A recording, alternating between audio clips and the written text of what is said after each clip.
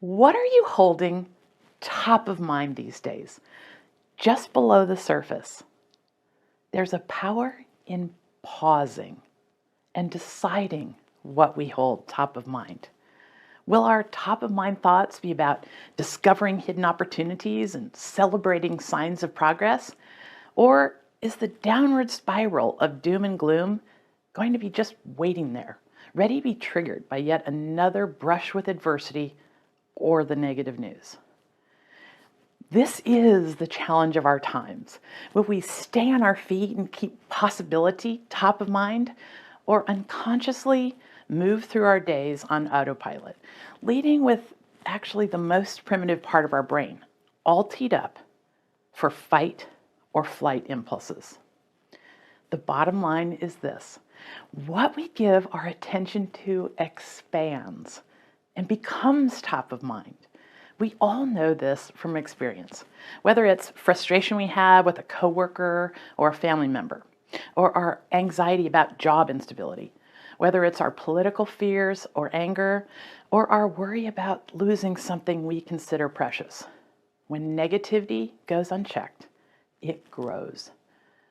Now, this is always the way it's worked, but the chaos of our times seems to have made us all more fragile, more likely to snap. So now, more than ever, what we choose to give our attention to matters. And yes, it's a choice.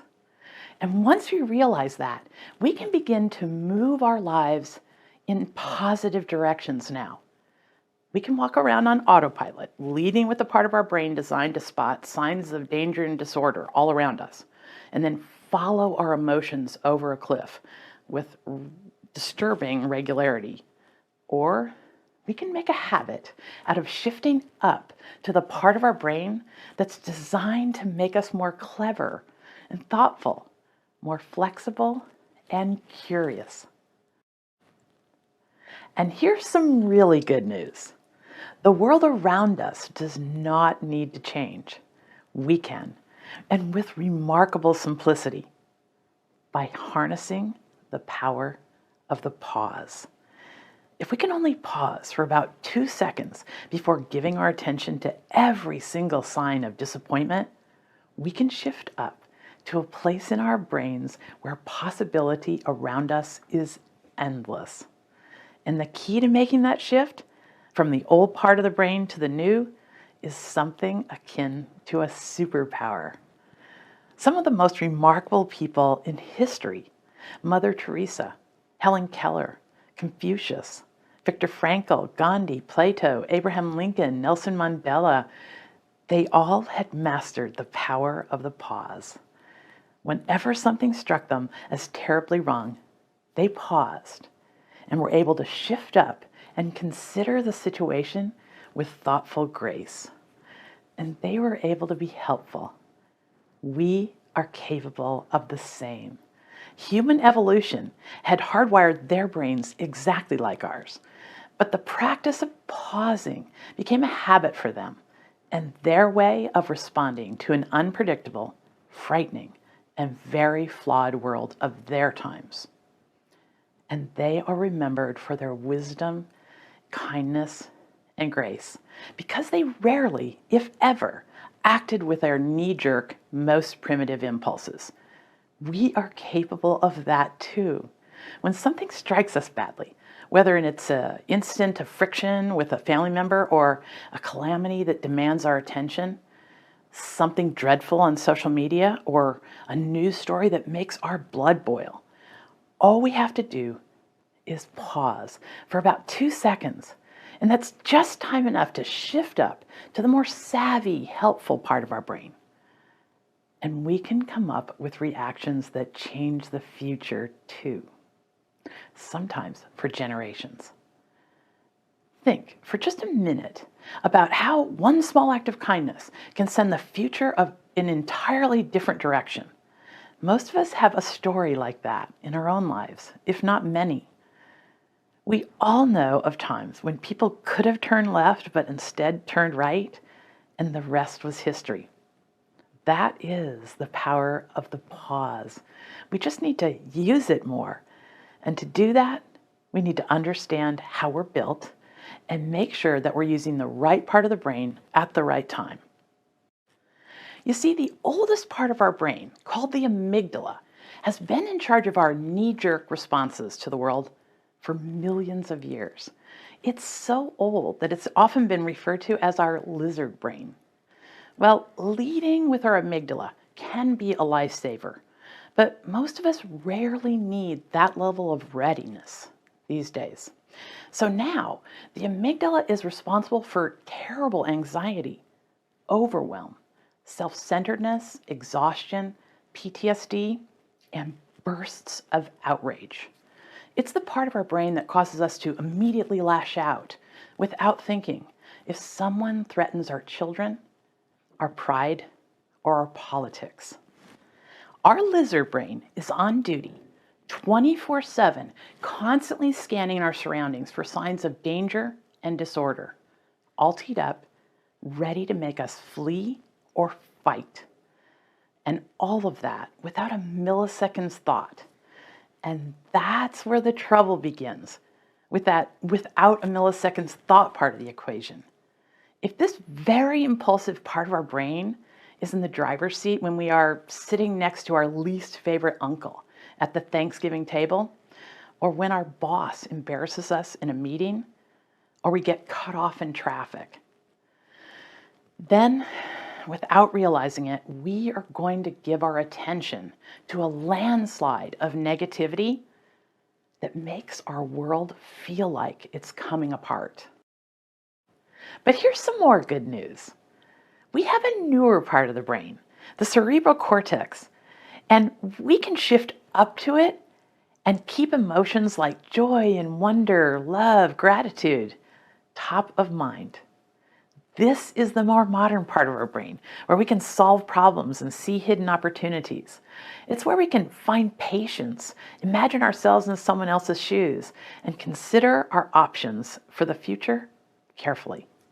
This is the most important part of our brain to be consciously using every day right now, amid all this uncertainty. The trick is remembering when to pause when something strikes us badly for just 2 seconds and shift up. It's lovely to ponder what a world might look like if more of us knew the power of the pause instead of following our emotions over a cliff. And here's the best news.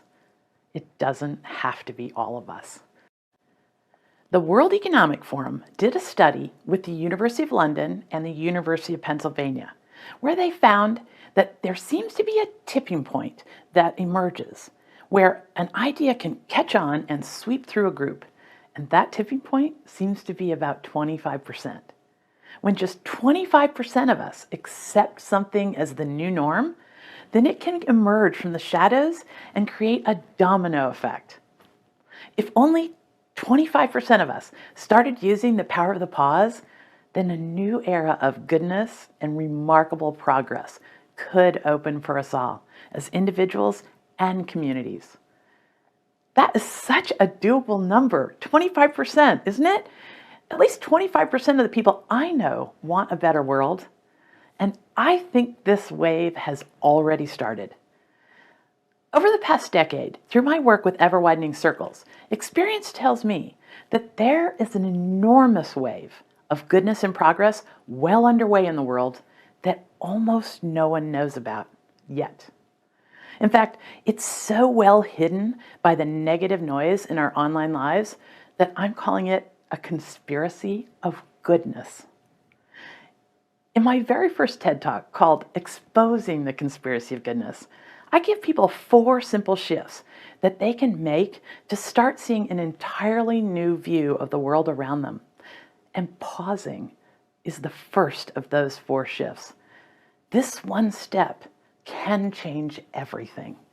Make no mistake, countless ingenious, generous, and thoughtful people are out there, just like you and I, and they are quietly trying to make the world a better place in their own circles and looking for tools to thrive in these times. The power of the pause is one of those tools. So, Let's say that many of us, 25%, can get into the habit of pausing and shifting up to the more thoughtful part of our brain. Then what? Here are my 3 favorite strategies. The first one is be kinder than you need to be. When someone strikes me as out of line, I pause and then I work really hard to be kinder than I need to be. Now, there's no room here for saying that you are kind, that you're the kindest person you know. No, no matter where you're starting in that minute, set aside any notions of fairness and justice and just be kinder than is called for. Be kinder than you need to be. This one small act can change the future almost instantly.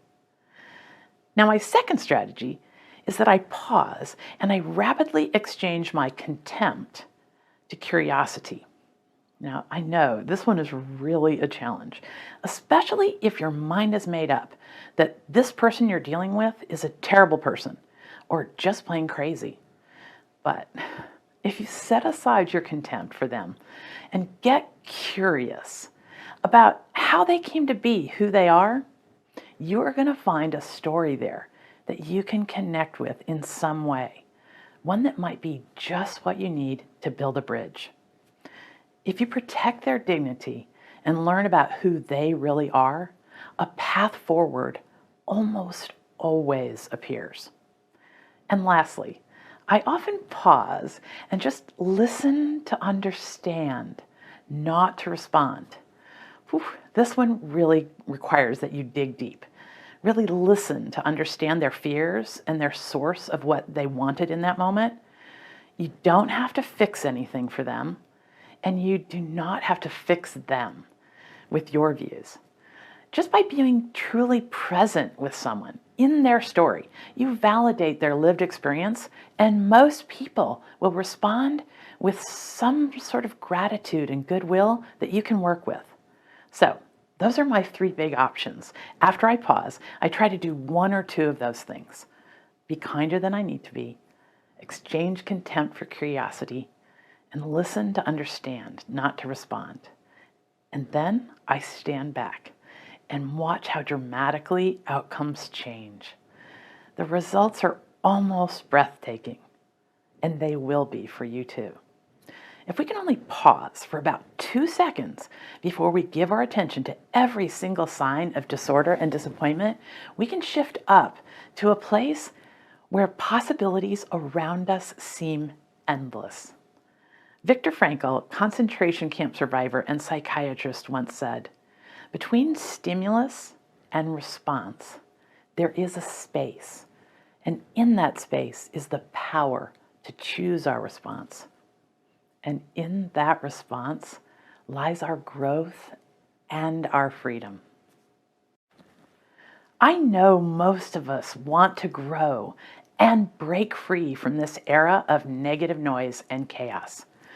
If you want things like possibility and progress to be top of mind, then start pausing and shifting up to that beautiful part of your own mind that can open a new era for you and all of us. Thank you.